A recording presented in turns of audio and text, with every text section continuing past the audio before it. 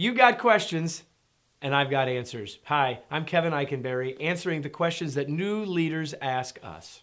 Our role here is actually to help all leaders become more successful, productive, and confident. Now today, I'm taking a little bit of an aside. We're going to try something new. I'll tell you about it in just a second. Are you ready?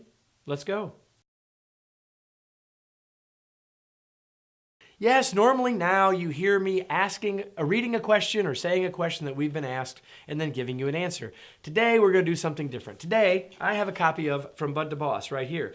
And Marissa, on the other side of the camera, has been instructed in just a second to give me a page number from this book. And this has not been rehearsed. I do not know what number she's going to give me. And I'm going to turn to that page and I'm going to talk about what's on that page. All right? So let's give it a try. Marissa. 137. Page 137. I turned to 115. I got to go back a little bit further. We are in a section in the Bud to Boss book is broken up into really 6 things that need to help us with the transition to being a more effective leader. 5 skills. Specifically, one of those skills is communicating. We're in the communication section of the book. We're specifically in the section on page 137 that talks about people who have the cautious behavioral style. So in the Bud to Boss book, we talk about a model that you may be familiar with called the DISC model of communication styles. And in this particular page, we're talking about one of those styles, which is called the cautious style. And it's specifically talking about what this style is and what its strengths and weaknesses are. Well, this is an easy thing for me to talk about. Not because it's me, because this is not really my preferential style, but my co-author on the book, Guy Harris, this is Guy Harris. He has a predominant trait of cautious. So cautious folks, when you're communicating with someone, I'm going to describe some things, and I think you're going to quickly see someone that you recognize as, hey, that's how they are a lot of the time. A cautious person is a person who values correct answers. They value excellence. They're going to follow procedures. They're going to want to have the right procedure.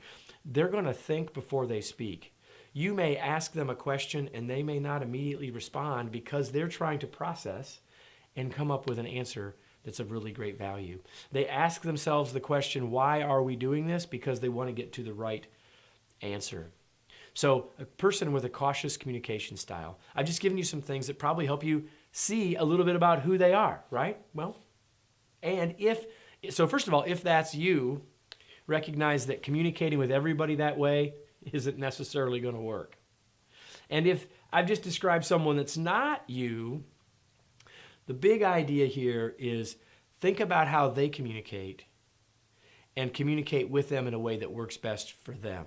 Because if I can communicate with Guy, who is a C, in a way that works best for him, then the barriers to my message getting received by him goes down. So if I want to talk to a C, I'm going to give them a little more detail. I'm going to explain to them where I did my research, if I did it. Or I'm going to make sure that they understand that I've thought through the problem in some level of detail. They're cautious, they're careful, they're calculating, not in a negative way, but in a way that says, hey, I want to make sure we get the right answer, the best answer, a high quality response. They may take a little time, but waiting for their response can be of great value to you.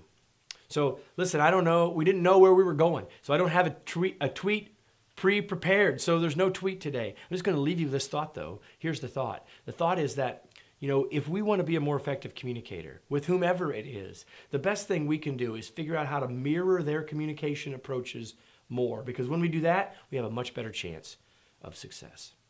So I hope that this sort of unique Bud to Boss video was interesting and maybe a little fun for you.